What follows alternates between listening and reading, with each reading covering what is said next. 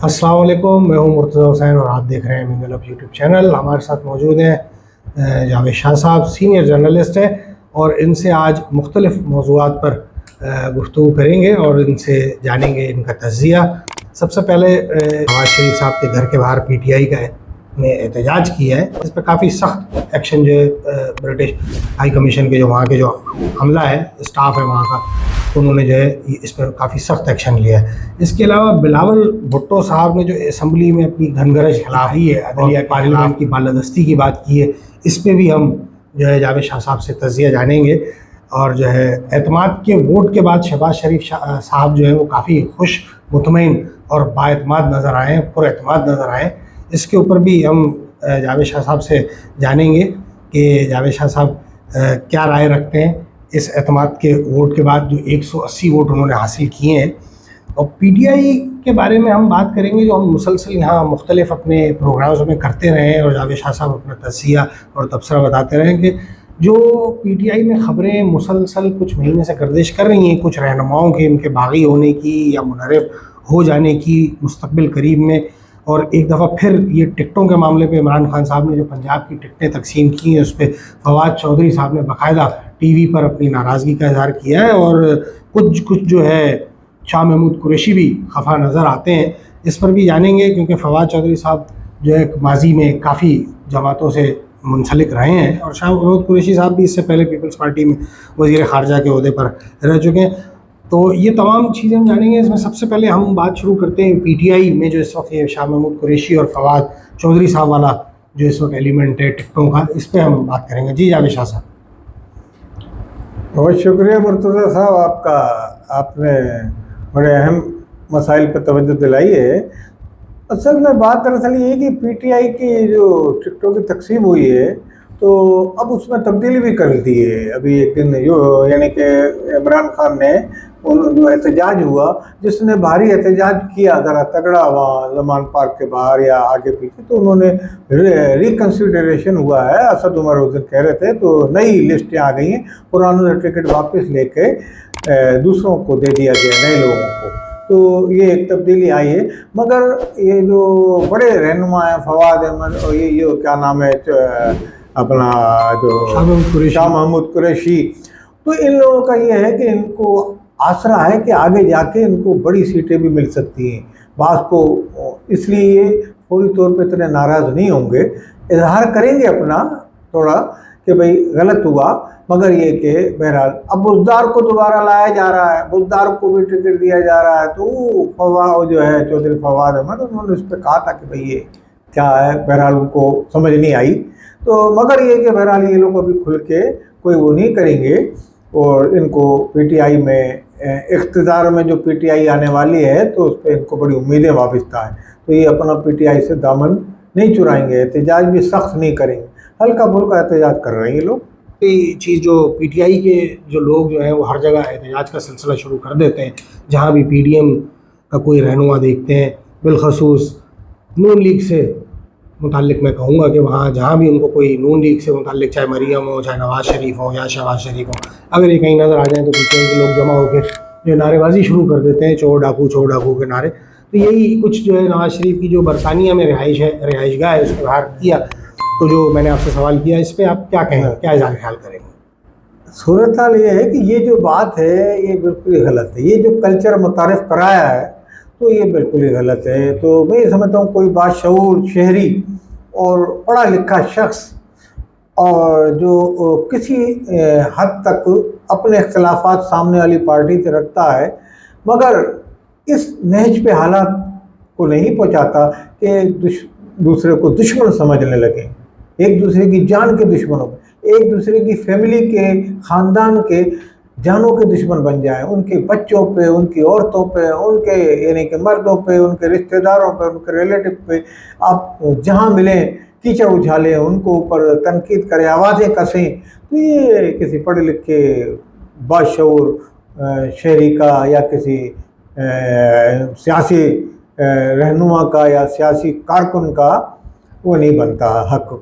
ना उसको ये ज़ेब देता है। तो ये जो सूरत बरतानिया में चल रही है और इस तरह के दूसरे ममालिक में भी चल रही है, तो ये मैं समझता हूँ, मैं तो इसकी मजम्मत करता हूँ। मैं चाहता हूँ कि ये चीज़ ख़त्म होनी चाहिए और ये चीज़ अनकरीब ख़त्म भी हो जाएगी, क्योंकि उन्होंने भी कोई बरतानवी गवर्नमेंट से कोई इक़दाम की अपील की है करने की। उनके जनरल काउंसलर होता है वहाँ का, पावरफुल काउंसलर होता है, उसको बुलाया भी है नवाज शरीफ ने, उससे शिकायत भी। तो ये चीज़ ख़त्म हो जानी चाहिए लाजमी। अब इमरान खान को भी यहाँ से पैगाम देना चाहिए उन यूनिट्स को और जो वहाँ के पार्टी रहनुमा हैं उनको कि भाई इस चीज़ को अब ख़त्म कर दें। लाजमी और भी रहनुमा हैं दूसरे, कल को इक़्तिदार में इमरान खान आएंगे, कल इसी तरीके से उनकी फैमिली को या उनके कारकुनान को सामना करना पड़े किसी और बहाने से, वो चोर नहीं करे, कोई और गलती कर बैठे, कोई उनको आवाज़ लगा के कुछ और लफ्ज़ कहे उनके बारे में, तो ये बहुत बुरी चीज़ है, उनको ही बुरा लगेगा। उनका हम उस वक्त भी मजम्मत करेंगे, अगर ये होगा तो हम उस वक्त भी कहेंगे ये चीज़ गलत है। आज भी हम इस चीज़ को गलत करें, ये नहीं होना चाहिए। हम किसी फरीक नहीं, हम फरीक नहीं है, हम तो ये कहते हैं कि इस चीज़ को, जो गलत चीज़ है ना वो गलत है, उसको कंडेम करना हमारा, हम उसको मजम्मत करते हैं और ये चीज़ ख़त्म होनी चाहिए। अच्छा, बिलावल भुट्टो साहब का जो है, आप असम्बली में खिताब इस तरह देख रहे हैं, वज़ीर ख़ारजा भी हैं वो, जो उन्होंने अदलिया के मुताल्लिक बात की वहाँ पर, और असम्बली की और पार्लियामेंट की बालादस्ती की उन्होंने जो बात की, आप उनके खिताब को किस तरह देख रहे हैं, कितना मस्बत देख रहे हैं? असल में बिलावल ने जब खिताब किया था वो एतमाद वज़ीर आज़म साहब ले रहे थे। वज़ीर आज़म को एतमाद के जो वोट पड़े वो ज़्यादा पड़े अब के पिछले, जब जो उन्होंने जब आए थे इक़्तिदार में तो जो कम थे अब ज़्यादा हो गए, 180 180। तो ये एक जो उनके जो रहनुमा हैं या जो उनके एमएनएस बैठे हैं उनका एतमाद का इजहार किया उन्होंने, तो वो वज़ीर आज़म ज़रा पूरा एतमाद भी नज़र आए और किसी उन्होंने तकरीर भी की। अब पार्लियामेंट और अदलिया को आमने सामने लाखड़ा किया है ये सिलेक्शन ने, और ये जो पटिशनें दाखिल हुई हैं, तो उस पर दोनों पाकिस्तान के मोअज़्ज़ज़ अदारे हैं, पार्लियामेंट भी अदलिया भी। अब अदलिया के पास ये है कि आइन को पासदारी करती है अदलिया, पार्लियामेंट अपने अवामिल और वो देखती है हालात कि सूरत हाल क्या है, तो उस पर अब पार्लियामेंट के पास इस वक्त पैसा नहीं है, यानी कि पार्लियामेंट से मेरी मुराद हुकूमत के पास, अदलिया कहती है इलेक्शन कराओ। तो लाजमी इस सूरत हाल के तनाजुर में वज़ीर ख़ारजा तकरीर कर रहे थे। मैं ये समझता हूँ कि वज़ीर ख़ारजा ने वहाँ जो तकरीर की वो पीपल्स पार्टी के रहनुमा की हैसियत से की, जो वज़ीर ख़ारजा की भी हैसियत से की, तो लाजमी वो हिमायत में उन्होंने तकरीर की। और पार्लियामेंट अपनी बालादस्ती चाहती है, अदलिया अपने बालादस्ती जाती है। अदलिया के जो जजेस हैं वो हुकूमत से ही तनख्वाह लेते हैं, तो लाजमी अदलिया भी यही चाह रही है कि किसी तरीके से ऐसे हालात पैदा ना हो कि पार्लियामेंट से हमारा यानी कि आमने सामने टकराव हो जाए। अब उन्होंने कमेटी एक बनाई, जो कमेटी जो होती है उनकी पार्लियामेंट की, उसमें उनको तलब किया। अब आइनी रोज से या कानूनी रोज से, ये तो कोई कानून का माहिर ही जानता है कि वो वहाँ जा सकते हैं जज या नहीं जा सकते। ये भी एक रस्साकशी की और ये एक खिंचाव की, कशीदगी की फिजा थी। मगर मैं समझता हूँ पार्लियामेंट ने जो भी किरदार अदा किया वो उनका, वहाँ अपना लीडरान जो थे वहाँ अपने जोश जज्बात में तकरीर कर रहे थे कि हम आवाम के मुंतखब नुमाइंदे हैं। और ये पीटीआई तो इस पार्लियामेंट को तस्लीम ही नहीं करती। वो अलग बात है कि अभी उससे मुज़ाकरात कर रही है इन्हीं पार्लियामेंट्रियन जो लोग बैठे हुए हैं उनके सामने। इसी तरीके से अदलिया ने इस सूरत हाल को आप देखें किस तरह टैकल किया। और जनाब जस्टिस बनियाल साहब को मैं खराज तहसीन उनकी टीम को पेश करूँगा कि उन्होंने बहरहाल मुस्बत रास्ता निकाल लिया। और लाजमी जब सबको उन्होंने तलब किया तो सिक्योरिटी भी दे रहे थे, फोर्सेस जो थी उन्होंने कहा हम नहीं दे सकते, तो उनको भी बुलाया। महकमा दफ़े के एहलकार आए और आर्मी के भी कुछ आला ऑफिसरान या जो भी होते हैं उनकी जो अदलिया को डील करते हैं कानून को, तो उनकी ब्रांच के लोग आए। जो भी इस तरीके से यहाँ उन्होंने बुलाया इलेक्शन कमीशन को, वो भी रिपोर्ट सबमिट करा दी, उसने कभी पैसे नहीं दे रहे हमें गवर्नमेंट। स्टेट बैंक से पूछा कितने, अब स्टेट बैंक से अदलिया बराह रास्त तो नहीं ले सकती, वो तो AGPR आता है, AGPR फिर उसको तकसीम करता है, इलेक्शन का एक तरीक़ेकार है, प्रोसीजर है। अदलिया भी कुछ फैसले कर रही थी, फैसले तो उन्होंने जो करना है वो उनका महफूज है, मगर वो भी देख रही है। तो उन्होंने सूरत-ए-हाल का इदराक कर लिया कि आमने सामने हम खड़े हैं और ये पार्लियामेंट्री टकराव शुरू हो गया है, पूरे पार्लियामेंट को वो भी जेल नहीं भेज सकते, ना नाअहल कर सकते हैं। इसलिए इस गर्ज से उन्होंने दरमियाना रास्ता निकाला और दरमियाना रास्ता निकाल के उन्होंने ये कहा कि आप आपस में बैठ जाएं, मुज़ाकरात करें। हम आज का इजलास, जिससे पीटीआई वालों को काफ़ी उम्मीदें वाबिस्ता थी और सोशल मीडिया पे उनका जो प्रोपेगेंडा चल रहा था कि आज ये अदलिया जेल जाएगी, मतलब जो कुछ हमारे नाख्वानदा लोग हैं वो भी ये कह रहे थे कि ये अब गई और वज़ीर आज़म आज उतरे। वज़ीर आज़म ने जो इसमें कहा कि मुझे घर भेज दिया जाए मगर मैं पार्लियामेंट की बालादस्ती कायम करूँगा, वो अपने जोशीली उन्होंने तकरीर की। बहरहाल रास्ता निकल गया और अब पार्लियामेंट जो है मुज़ाकरात चल रहे हैं पीटीआई से। पीटीआई ने भी इदराक कर लिया सूरत-ए-हाल का और वो संजीदा उन्होंने एक डेलीगेशन तरतीब दिया है, जिसमें मैं समझता हूँ अली ज़फ़र बड़े बेस्ट आदमी हैं, जो हमारे साबका वज़ीर कानून पाकिस्तान के एस.एम. ज़फ़र के साहबजादे हैं। बड़ी अच्छी फैमिली है और बड़े इन्होंने पाकिस्तान के कैसे लड़े, बड़े बड़े ज़बरदस्त कैसे, तो ये इंसानी हकूक़ के भी अलमबरदार थे इनके वालिद।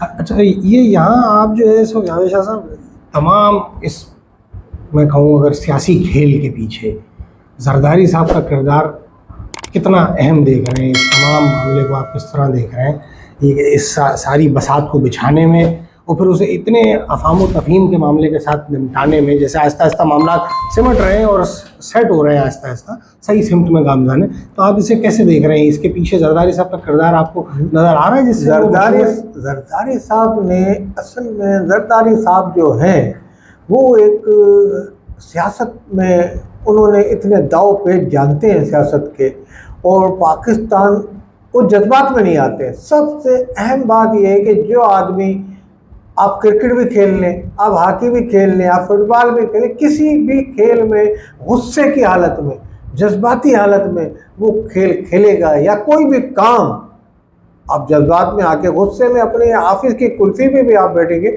वहाँ भी अपनी मेज़ पे आप मुक्के मारेंगे, तो वो जज्बात से अलग होकर सोचते हैं सियासत में। कितना ही उनको गुस्सा दिला दिया जाए वो गुस्से में नहीं आते। मुझे तो आज तक याद है कि ये हामिद मीर बैठे थे, उन्होंने कहा आपकी वो बहन की जो नई परवाज़ एयरवेज चालू हुई आपकी बहन की है, आप पर इल्ज़ाम लगाया जा रहा है। उस वक्त सदर की पोजीशन में थे, तो जरदारी साहब ने क्या कहा था, नाराज़ नहीं हुए कि तुम क्या कह रहे हो हामिद मीर, मैं इस वक्त प्रेसिडेंट ऑफ पाकिस्तान बैठा हूँ। तो उन्होंने कहा आप सही कह रहे हैं, तो अगर सही कह रहे हैं, अगर आपकी बात सही है, ये कहते हैं कि भाई मैं तो सदर हूँ, मुझे पता है ऐसा कोई नहीं, उन्होंने कहा आपकी, अगर आप जहाँ तक सहाफ़ी हैं, आपकी बात अगर सही है तो मैं अभी यहाँ से ऑर्डर करता हूँ, मेरे इस बयान को ऑर्डर समझा जाए और इस पर पाबंदी लगाई जाए इस परवाज़ पे। इंडस का ही मेरा ख्याल है ये जिक्र हो रहा था, इसी एयरवेज का, इंडस का। तो अगर उनके नाम पे तो मैं आज पाबंदी लगाता हूँ। तो उन्होंने वहाँ ये कहा था, कोई जज्बात में नहीं आए कि भाई ये कहते हैं, तो मैं ये कहने का मकसद वो जज्बात में नहीं आते हैं सियासत में। तो इनकी कामयाबी की सबसे बड़ी दलील ये है। और सबसे बड़ी बात ये है कि पीटीआई की जो वेव चल रही है, लहर चल रही है, इसमें जिन पार्टियों को नुकसान होगा, नून लीग को उसमें नुकसान हो सकता है अगर कोई ऐसा वाक़या नहीं हो गया, अप डाउन हो जाता है ना आवाम के। इसके अलावा KPK में खान साहब को, दूसरी पार्टियों को नुकसान है, पीपल्स पार्टी को इतना नुकसान नहीं है। पीपल्स पार्टी ही इलेक्शन करवा रही है और राज़ी भी हुए हैं जरदारी साहब इलेक्शन करवाने के लिए, वहाँ से आए बीमारी की हालत में इलाज करा के दुबई से। तो ये जो ताकतवर इंजेक्शन लगा के जरदारी साहब वहाँ से आए हैं, तो वो ये तमाम मामला को हल करा देंगे। पाकिस्तान में जो टेंशन चल रही है इसको हल करा देंगे। मगर इसके तवातुर के साथ मैं ये कहूँगा कि जरदारी साहब ने तमाम फरीकों को, जो स्टेक होल्डर हैं पाकिस्तान के, उनको ये पैगाम दे दिया कि हम सियासत को सियासत ही रहने देंगे, लड़ाई झगड़े से निकाल देंगे। तो आप ये देखेंगे आने वाले दिनों में पाकिस्तान में सियासी टेंशन में खातिर खा कमी वाक़ होगी। बहुत शुक्रिया जावेद शाह साहब। नाज़रीन, यहाँ हम इख्तिताम करेंगे इस अपने प्रोग्राम का। एक नए प्रोग्राम में आपकी खिदमत में हाजिर होंगे। जब तक इजाज़त, अल्लाह के बाद।